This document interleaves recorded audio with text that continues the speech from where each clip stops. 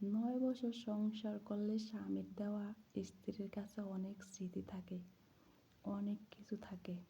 স্বামী কি না দেয় স্ত্রীকে, কত কিছুই তো ভালোবেসে গিফট দেয়।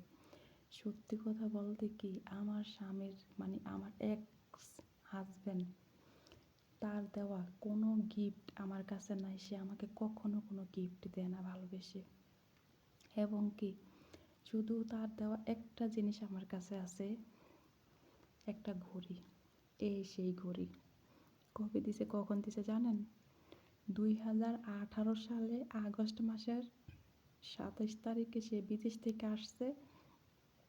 ওই দিন আমার এই ঘড়িটা দিছে।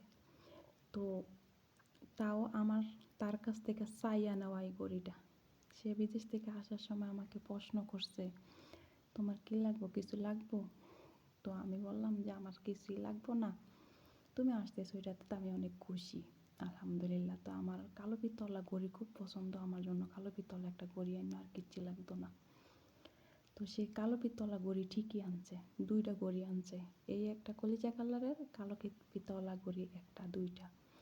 ওই ঘড়িটা সে আমার বান্ধবী অপরূপে মানে সম্পর্কে পাড়া প্রতিবেশীর চাচাতো বোন এবং কি বান্ধবী, সে ওই ঘড়িটা আমার সামনে আমার বান্ধবীরে দিছে। তো আমি বললাম যে আমি না তোমার কালো পিতলা ঘড়ির কথা বললাম, তুমি ওই ঘড়িটা ওরে দিছো কেন? ওই ঘড়িটা তো আমি তোমার কাছে চাইছি। আমি তোমার এই ঘড়িটা দিছি, তুমি পরবা, তোমার সৌন্দর্যকে দেখবো আমি। তো আমি বললাম যে হ্যাঁ, তুমি দেখবা। কত আমার পছন্দই পছন্দ।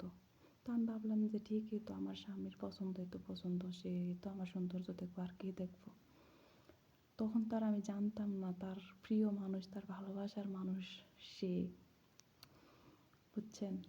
তো কালো পিতলা ঘড়ি ঠিকই আনছে, কিন্তু তার ভালোবাসার মানুষটা, প্রিয় মানুষটা দিছে, আমারে দেয় না, আমারে দিছে এই ঘড়িটা। তো 9 বছর সংসারে এই ঘড়িটাই একমাত্র তার স্মৃতি। এই ঘড়িটাই আমার কাছে আছে। আর আমি বুকে হাত দিয়া এবং কি আল্লাহর কসম কাটতে আমি কইতে পারবো, ইনশাল্লাহ আমার কোনো দিন কোনো স্মৃতি আমারে দেয় না, সে কোনো গিফট দেয় না ভালোবেসে, কোনো গিফটই আমারে সে কখনো দেয় না। আমার সাইয়া নেওয়া এই ঘড়িটা, আমার ভিডিওগুলা তার পুরো ফ্যামিলি দেখে, সেও দেখে, আমাকে সব সময় ফলো করে। জানেন আমি কি করি না করি, আমার সব সময় ফলো করে, আমার খবর রাখে। এই আমার কথাগুলা শেয়ার করলাম। ভালো লাগলে শেয়ার করে দিবেন, লাইক কমেন্ট করে দিবেন। ভালো থাকবেন।